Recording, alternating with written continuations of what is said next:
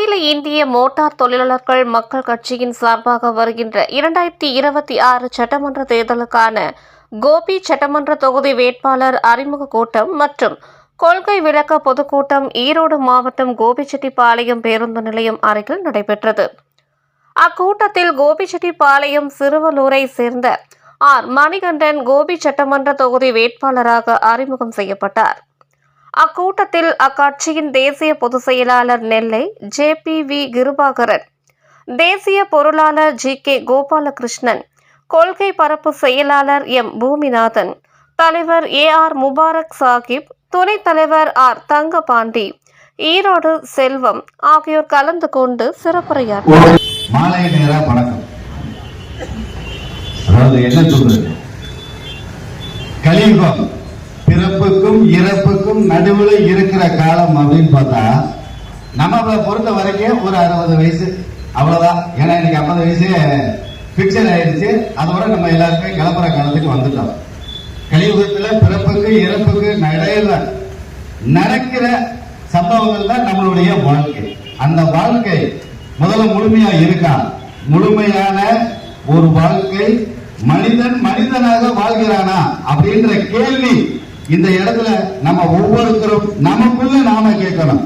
காலையில எழுந்தா மாலையில தூங்குற வரைக்கும் ஓட்டம் மட்டும்தான் ஓடிட்டு இருக்கோம்.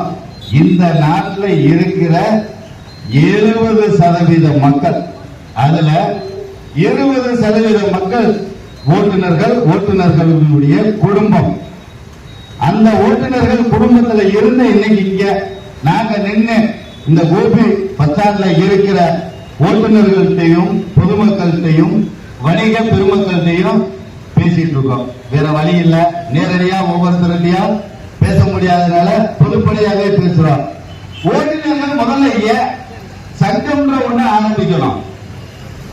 சங்கம்ன்ற ஒண்ணு ஆரம்பிச்சதே ஓட்டுநர்களுக்கு ஏதாவது நல்லது செய்யணும் அப்படின்றதுக்காக.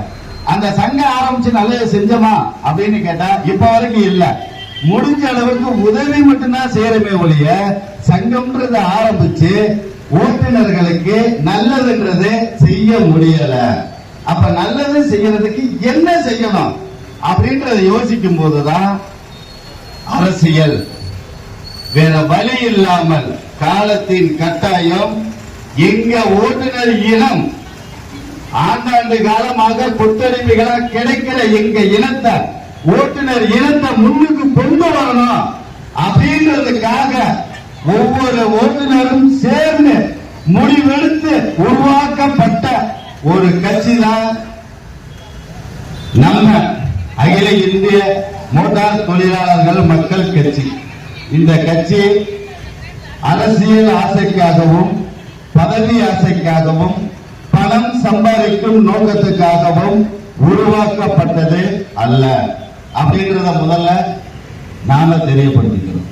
ஒருவேளை சாப்பாடு சாப்பிடுறோம் அப்படின்னா அந்த ஒருவேளை சாப்பாடை முழுசா நிம்மதியா ஒரு மனிதனும் அந்த மனிதனுடைய குடும்பமும் சாப்பிடணும். இப்ப வரைக்கும் அந்த சாப்பாடை முழுமையா யாரும் சாப்பிடல. ஓட்டுநர் இனத்தினுடைய குடும்பங்கள் கொரோனா காலகட்டத்தில் சொன்னாங்க ஒரு விஷயம், என்ன? மருத்துவர், காவலர், துப்புரவு பணியாளர் இவங்கதான் அப்படின்னு சொல்லி அரசாங்கம் அறிவிப்பு கொடுத்தாங்க. ஒரே ஒரு விஷயம் சிந்திச்சு பாருங்க, மருத்துவருக்கு ஒரு மெடிசன் வரணும் அப்படின்னா அது ஒரு வாகனத்துல தான் வரணும். அந்த வாகனத்தை ஓட்டிட்டு வர்றது ஒரு ஓட்டுநர் தான். காவலர்கள் அவங்க சாப்பிட்டு திடமா இருந்தா மட்டும்தான் எந்த பிரச்சனை வந்தாலும் அதை சமாளிக்க முடியும். அப்ப அவங்களுக்கான உணவு கிடைக்கணும் அப்படின்னா அந்த பொருளை கொண்டு வந்ததும் ஒரு ஓட்டுநர் தான். துப்புரவு பணியாளர்கள் அவங்களுக்கான உணவுக்கான பொருளும் கொண்டு வந்தது ஓட்டுநர் தான். இந்த 3 துறையிலையுமே ஓட்டுநர்கள் உள்ள இருக்காங்க. இது போக ஆம்புலன்ஸ் டிரைவர் அவர் வராம எந்த பேசண்ட்டும் எங்கேயும் வந்திருக்க முடியாது. அதே இதுல பொதுமக்கள் சாப்பிடாம இருக்க முடியாது. ஒவ்வொருத்தருக்கும் அன்னைக்கு கொரோனா காலத்துல நாங்க உயிரை பத்தி கவலைப்படாம ஒவ்வொரு பொருளையும் கொண்டு வந்து கொடுத்ததுனாலதான் வீட்டுக்குள்ள மாச கணக்கா உட்கார்ந்து இருந்த ஒவ்வொரு பொதுமக்களும் டீயும் குடிக்க முடிஞ்சிச்சு, சாப்பாடு சாப்பிட முடிஞ்சிச்சு. அப்ப இந்த ஓட்டுநர்களுடைய பணி என்னன்றத கூட யாருமே புரிஞ்சுக்கிறார். அரசாங்கமே புரிஞ்சுக்கலன்றப்ப பொதுமக்கள் எப்படி புரிஞ்சுக்கிடுவாங்க? இதுதான் விஷயம். இந்த இடத்துலயே தெரிஞ்சுக்கங்க, ஓட்டுநர்களாகிய நாங்க எங்க இடம் எவ்வளவு கொத்தடிமைகளா இன்னும் கீழே கிடக்குன்னு ஓனர்கள் கிட்ட இருந்து மனுஷனா கூட மதிக்கல. அப்புறம் எப்படி டிரைவரா மதிப்பாங்க? பொதுமக்களும் மதிக்கல, அரசாங்கமும் மதிக்கல. அரசியல்வாதிகள் எங்களை பத்தி இவர் சொன்னா கண்டிப்பா எங்களுக்காக ஒரு ஓட்டுநர் நலவரையத்தையாவது கொண்டு வந்திருப்பாங்க. இப்படி ஒட்டுமொத்த பேரும் சேர்ந்து ஒதுக்கி வைத்த ஒரு இனம் தான் ஓட்டுநர் இனம். ஆனா எங்களோட பணி ஒவ்வொரு நபருக்கும் தேவை. இன்னைக்கு ஓட்டுநர் இல்லை அப்படின்னா இந்த நாட்டினுடைய பொருளாதாரம் ஒட்டுமொத்தமா ஜீரோவுக்கு வந்துடும். அது அரசியல்வாதிகளுக்கு தெரியும், அரசு அதிகாரிகளுக்கு தெரியும், பிசினஸ் மேன்களுக்கு தெரியும். அதனாலதான் ஓட்டுநர்களை ஒண்ணு சேர விடாம ரொம்ப பாதுகாப்பா பிரிச்சு வச்சிட்டு இருக்காங்க. இதெல்லாம் ஏன் இந்த இடத்துல சொல்றோம் அப்படின்னா, முதல்ல நாம இருக்கிற இடத்தினுடைய நிலைமை என்னன்னு ஒவ்வொரு ஓட்டுநர்களுக்கும் தெரியணும். நாங்க படுற கஷ்டம் என்ன, எங்களுடைய நிலைமை என்னன்னு பொதுமக்களாகிய உங்களுக்கும் தெரியணும். அதை தெரியப்படுறதுக்கு தான் இன்னைக்கு ஓட்டுநர் கட்டிட்டு இருக்கோம். சிந்திச்சு பாருங்க, ஓட்டுநர் இல்லாம ஒரு நாள் இந்த உலகத்துல என்ன மாற்றம் வந்துடும் யோசிச்சு பாருங்க. எதுவுமே நடக்காது. பொதுமக்களுக்கும் சரி, அரசாங்கத்துக்கும் சரி, பொருளாதார சீர்கேடு முதல் கொண்டு வரும். ஒரே நாள்ல வருவாய் இழப்பு தான் நடக்கும். நாட்டினுடைய பொருளாதாரமே மாறிடும். அப்பேற்பட்ட ஓட்டுநர் இனத்துக்கு எதுவும் கிடைக்கலன்றதுனால ஓட்டுநர்கள் ஒண்ணு சேர்ந்து கட்சி ஆரம்பிச்சிருக்கோம். அரசியல் ஆசை கிடையாது, பதவி ஆசை கிடையாது, பணத்தாசை கிடையாது. இது இல்லாம உருவாக்கிற ஒரே கட்சி ஓட்டுநர் இனத்துக்கும் பொதுமக்களுக்கும் சேர்ந்து இந்த கட்சி உருவாயிருக்கு. அப்ப இந்த இடத்துல நீங்களா யோசிக்கணும், ஓட்டுநர்களுக்கு இந்த இடத்தை நாம கொடுக்கலாமா வேண்டாமா அப்படின்றத. நாங்கெல்லாம் பிறந்ததில் இருந்தே அடிபட்டு ஒவ்வொரு நிமிஷமும் மரணத்தை சந்திச்சு வாழ்ந்துட்டு இருக்கிற நாங்க பணத்துக்கு விலை போக மாட்டோம், பயங்காட்டுனா போக மாட்டோம். அப்ப உங்களுக்காக நிற்போம். இப்ப வரைக்கும் முழுமையா ஒரு மனிதனா வாழாத வாழ்க்கைய இந்த ஓட்டுநர்கள் சேர்ந்து உருவாக்கி கொண்டு வர கட்சியின் மூலமா இந்த எம்எல்ஏன்ற பதவியில உட்கார்ந்தால், சட்டமன்றத்திற்கு போனால் பொதுமக்கள் நிம்மதியா இருக்கிறதுக்காக அத்தனை வழிகளையும் கொண்டு வருவோம். நாங்க அதுக்காக படிக்கல, படிச்சவங்க இருக்காங்க, அவங்கள வச்சு மாற்றங்களை கொண்டு வருவோம்.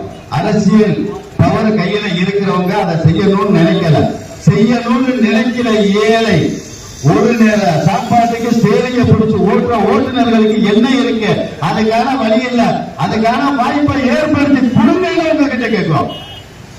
ஓட்டுநர்களாகிய நாங்க ஒரே ஒரு சின்ன விஷயம் சொல்றேன், ஒரு உதாரணம் தான். இப்ப இந்தியா முழுவதும் டோல்கேட் இருக்கு. அதாவது வண்டிக்கு அது ரோட் டாக்ஸ் வாங்குறாங்க, நான் அதை பேச வரல விட்டுருக்கேன். இப்ப வரைக்கும் ஒவ்வொரு டோல்கேட்டும் ஒவ்வொரு கார்பரேட் கையில இருக்கு. நல்லா யோசிச்சு பாருங்க, ஒரு இடத்துல ஒரு ரோடு போடணும் அப்படின்னா கவர்மெண்ட் தான் அந்த டெண்டர் கொடுக்குது. அந்த டெண்டர் கொடுக்கும்போது இந்த அமௌண்ட்ல இந்த ரோட்டை நாங்க போட்டு தர்றோம் அப்படின்னு சொல்லிடுறாங்க, ரோட்டை போட்டு கொடுத்துறாங்க. அந்த பணத்தை கவர்மெண்ட் கிட்ட வாங்கிடுறாங்க, வேலை முடிஞ்சிருச்சு. அதுக்கப்புறம் அந்த ரோடு டோல்கேட் டெண்டருக்கு வருது. டோல்கேட் டெண்டருக்கு வரும்போது ஒரு அமௌண்ட்டை போட்டு எடுத்துட்டு அதுல ஒன்னுக்கு 100 மடங்கா சம்பாதிக்கிறாங்க. ஒரு உதாரணம், இப்ப வரைக்கும் நான் இந்தியா முழுவதும் சுத்தினதுல இருக்கிற டோல்கேட்டினுடைய நிலைமைகளை பார்த்து சொல்றேன்.